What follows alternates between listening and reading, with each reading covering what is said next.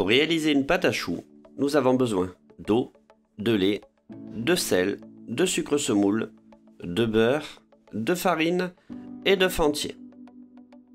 La pâte à choux est un grand classique de la cuisine et de la pâtisserie française et elle fut inventée par Popellini.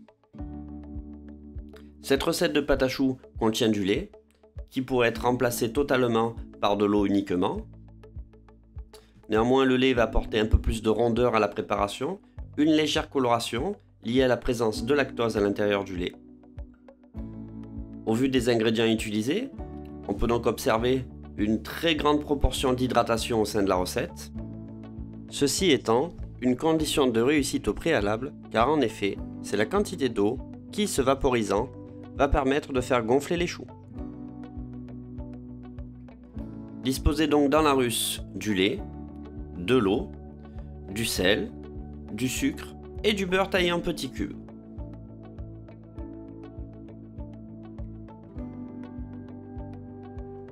Portez à ébullition jusqu'à ce que le beurre soit complètement fondu.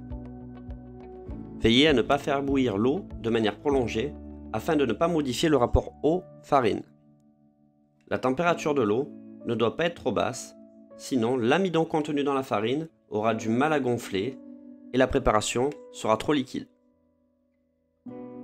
Lorsque le mélange atteint l'ébullition et une bonne ébullition, coupez le gaz ou l'induction et incorporez la farine en une seule fois.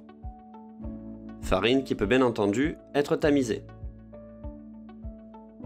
A l'aide d'une spatule exoglace, incorporez rapidement de manière à obtenir une pâte élastique, homogène et ferme. Cette préparation se nomme la panade. Une panade est en réalité un emploi d'amidon en termes scientifiques. L'amidon qui aura pu gonfler en présence d'eau et d'une certaine température. En effet, l'amidon en présence d'une quantité suffisante d'eau et d'une température assez haute va gonfler.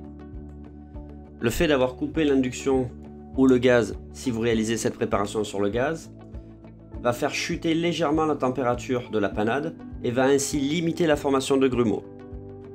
Si la pâte s'avère être trop souple, il y a eu soit un problème de pesée, soit une température insuffisante du mélange eau, lait et beurre. La panade étant formée, il va falloir réchauffer légèrement celle-ci afin qu'elle atteigne une température proche des 90 degrés. L'objectif de la phase de dessèchement va permettre à l'eau de s'infiltrer dans les grains d'amidon et de former ainsi un emploi idéal. Ceci favorisera le bon gonflement des choux. On parle souvent de dessèchement de la pâte, mais le terme n'est pas vraiment adapté. Il s'agit en réalité d'obtenir un emploi optimal. En outre, les grains d'amidon vont se gorger d'eau et gonfler parallèlement à la montée en température, ce qui permettra une bonne incorporation de la totalité des œufs. Conjointement, les protéines de la farine sont dénaturées. Il est alors impossible de former un réseau glutineux.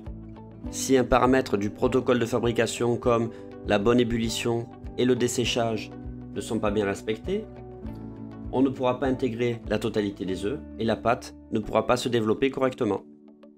De plus, lors du desséchage, veillez à ne pas trop chauffer l'emploi, car il y a un risque de dextrinisation, c'est-à-dire une dégradation des propriétés de la pâte à choux qui ne donnerait pas des choux corrects. Ceux-ci n'auront pas une coque étanche et seront très difficiles à garnir. Débarrassez la pâte à l'intérieur d'une calotte.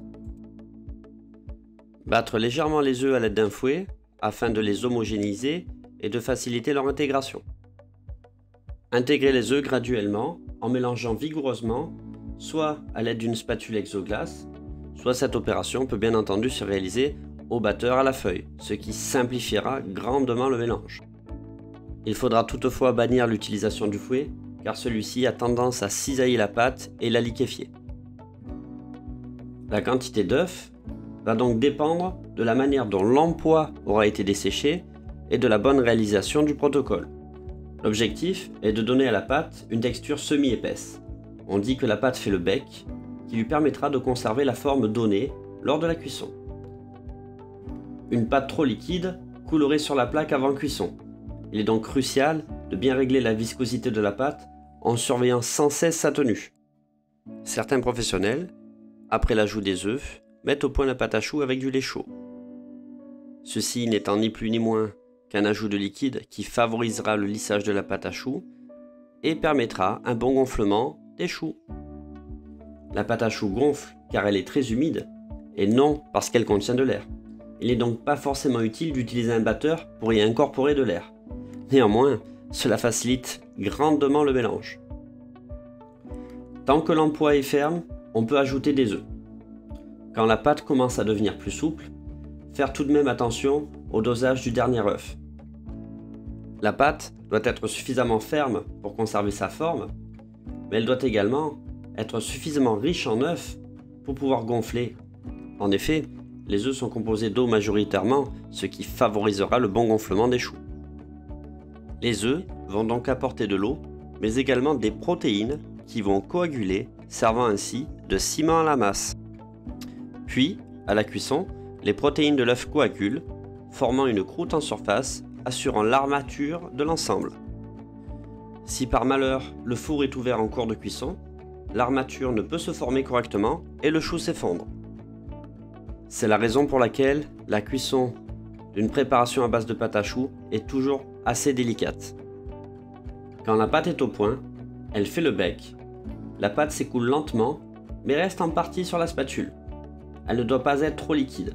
Elle apparaît comme satinée. Encore une fois, l'utilisation d'un batteur mélangeur et de la feuille permet de réaliser ce mélange de manière beaucoup plus simple et surtout d'avoir une pâte beaucoup plus lisse.